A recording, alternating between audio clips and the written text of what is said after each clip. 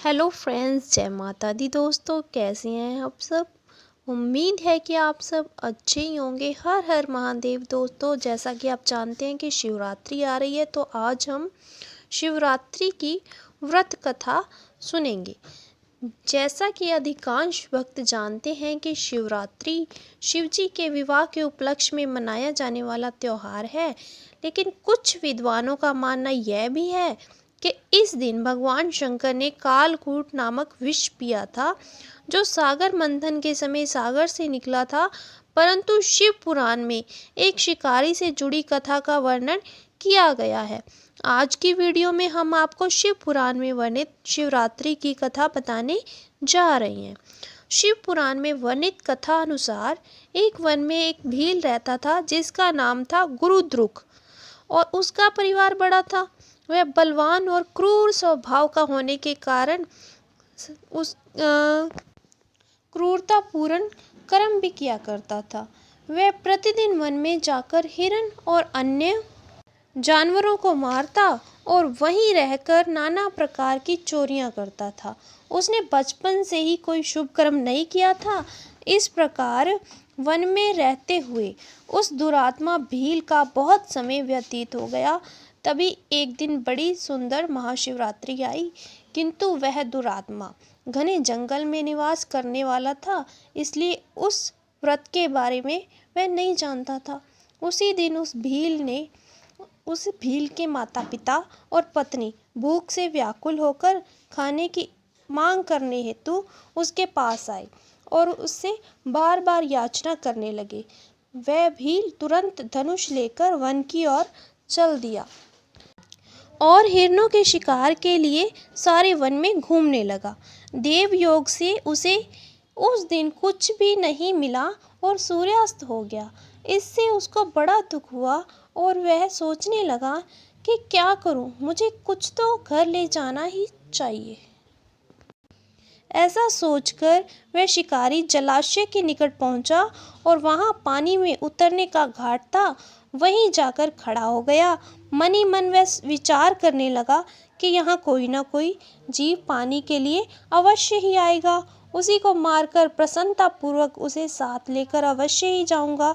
ऐसा निश्चय कर वह निकट के पेड़ पर चढ़ गया, जल साथ लेकर बैठ गया।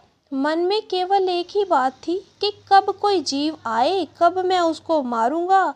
इसकी प्रतीक्षा में भूखा प्यासा वह पेड़ पर बैठा रहा और रात हो गई।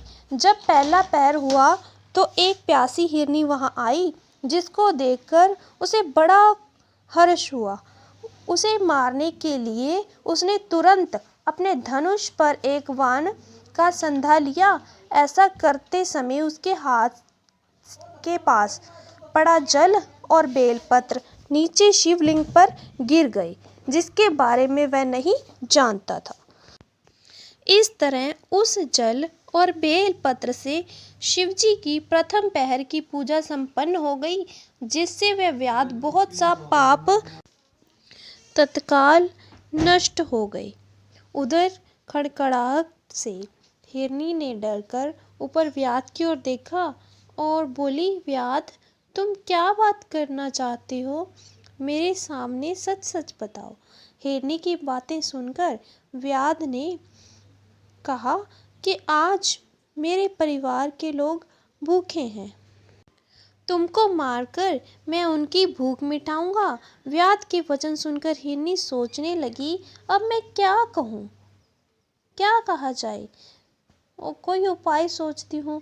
ऐसा विचार करके हिरनी बोली कि व्याध, यदि मेरी मार से तुम्हें सुख होगा तो इससे अधिक पुण्य का कार्य क्या हो सकता है। उपकार करने वाला प्राणी जो पुण्य प्राप्त करता है, उसका 100 वर्षों में भी वर्णन नहीं किया जा सकता। परंतु इस समय मेरे सब बच्चे मेरे आश्रम में ही हैं। मैं उन्हें अपनी बहन को अथवा स्वामी को सौंप कर लौट आऊंगी। व्याध, तुम मेरी बात को झूठ ना समझो। मैं फिर तुम्हारे पास लौट आऊंगी, क्योंकि सत्य पर धरती टिकी हुई है।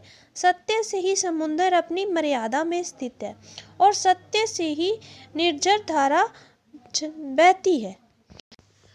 व्याध ने इतना कहने पर भी जब बात ना मानी तो अत्यंत भयभीत हो हिरनी बोली, व्याध, मैं तुम्हारे सामने ऐसी सौगंध खाती हूँ कि जिससे पर जाने पर मैं अवश्य ही लौट आऊंगी। ब्राह्मण यदि वेद बेचने लगे, काल यदि संध्या ना करे, तो उसे जो पाप लगता है, पति की आज्ञा का उल्लंघन करने वाली, स्व इच्छानुसार कार्य करने वाली स्त्री को जो पाप लगता है, उसी पाप की प्राप्ति मुझे हो अगर मैं ये बात ना मानूं तो।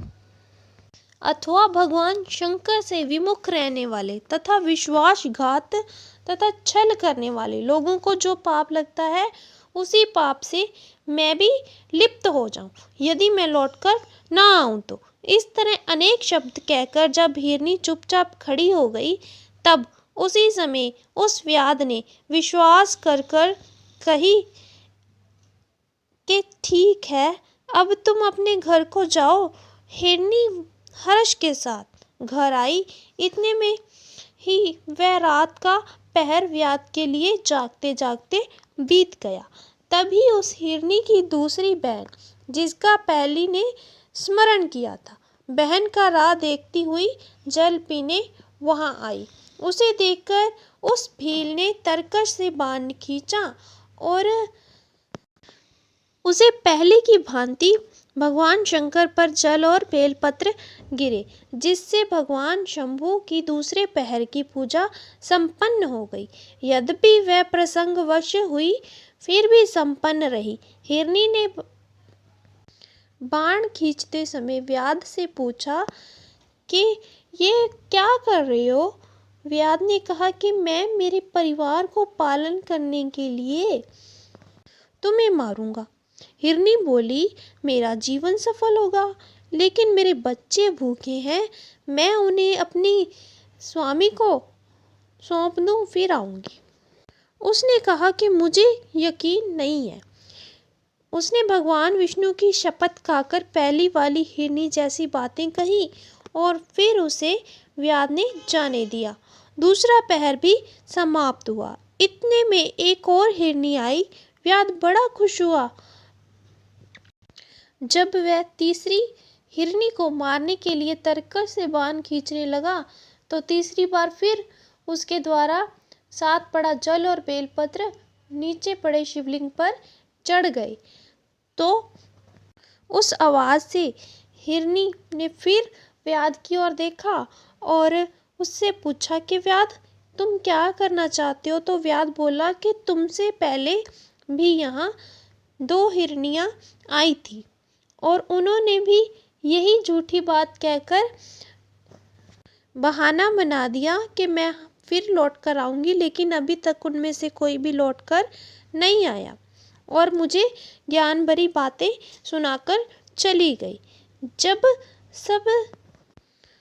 जब सब हिरनियों जैसी बातें उस हिरनी ने भी कही, तो व्याध ने फिर तीसरी बार उसको भी जाने दिया। तो फिर सब हिरनियाँ अपने आश्रम में एकत्रित हुई, वहाँ मिली तो उन्होंने बात कही कि हम वचनबद्ध हैं और इस वचन को पूरा करने के लिए हमें उस व्याध के पास अवश्य ही जाना चाहिए। फिर हिरण ने अपने पति से कहा कि स्वामी, आप हमारे बच्चों का ध्यान रखिएगा, तो हम उस व्याध के पास जा रहे हैं। विचार विमर्श करने पर सब वहाँ चले गए। फिर वह व्याध अति प्रसन्न हुआ, बाण खींचने लगा, फिर से जल गिरा। चौथे पहर की पूजा संपन्न हुई। वे हिरण बोले, आप हम जल्दी परोपकार करें, जिस कारण हम किसी के काम आ सके। उनकी बातें सुनकर व्याध को पता चल गया कि ये निर्धन होने पर भी कितने परोपकारी हैं। इनके पास कुछ नहीं है, लेकिन ये कितने परोपकारी हैं, कितना भला करना चाहते हैं दूसरों का। उसे दया आई और सबको जाने दिया। भगवान शिव ये सब देख रहे थे। उन्हें व्यास द्वारा की गई इस बात पर बड़ी प्रसन्नता हुई। उसे सुख समृद्धि और गुह नाम प्रदान किया। मित्रों, यह वही गुह था जिससे भगवान श्री राम ने मित्रता की थी। यही महाशिवरात्रि की कथा समाप्त होती है। ओम नमः शिवाय।